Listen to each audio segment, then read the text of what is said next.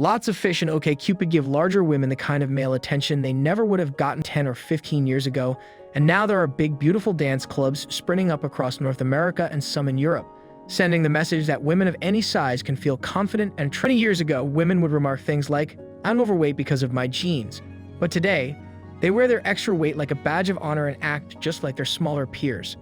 The cultural shift that results from the proliferation of fat girl fashion boutiques, plus-size dance clubs, and size-inclusive conventions has led to an increase in the acceptance of plus-size women amongst thin women.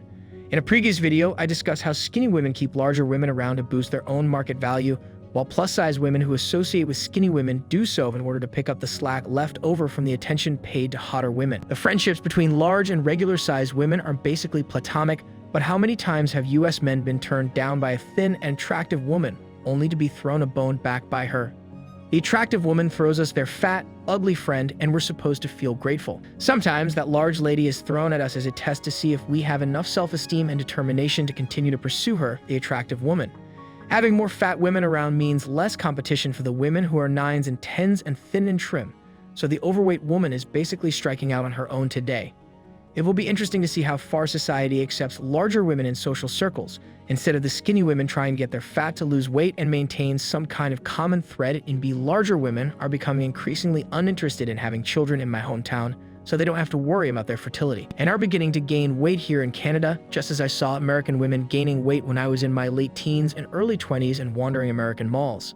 I was the thin screech guy from Saved by the Bell who ended up with more muscle than AC Slater or Mario Lopez in high school. My only similarity to Mario Lopez is that I did not wear a J. Harry. What if one of my exes had a friend who developed diabetes in her early 20s and claimed that it was a genetic disease? But when you weigh 350 pounds at the age of 25, there's more at play than just genetics. Once I went to a cottage with this woman and she started getting hungry because she hadn't eaten in about 6 hours. I know what it's like when a person doesn't eat and that their blood sugar drops. This happens to me all the time. The whole thing made me feel like I was watching an episode of Jerry Springer, except I wasn't watching a staged TV show. It was happening to me, and I got to see it unfold right in front of my eyes. In the past, being overweight was a sign of wealth.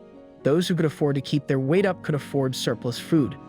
Due to the abundance of food available today, the inverse is true. Black men's attraction to overweight women fascinates me. If anyone can shed some light on why this might be, it would be much appreciated. Could it be a matter of genetics, social conditioning, or something else entirely? In any case, if men chase fat women and date them, we validate their self-destructive, gluttonous behavior. And the really sad thing is that even if a woman gains dozens of pounds and then loses them, she will always have stretch marks and she can easily put on weight again, because she trained her body to do so. People often wonder why men don't go to the doctor more often and take care of themselves, and I think part of the reason is that there are so many women in the waiting room. I don't want to spend 2 hours waiting to see a doctor, only to have him or she gets mad at me for looking up the symptoms of my ailment on Google before I see them. MGTOW is watching this video, and I'm giving great advice to the men who continue to date and engage in sexual activity with women in casual relationships. By all means, men shouldn't cohabitate, marry, or live with a woman, but if they insist on dating anyway, that's fine with me.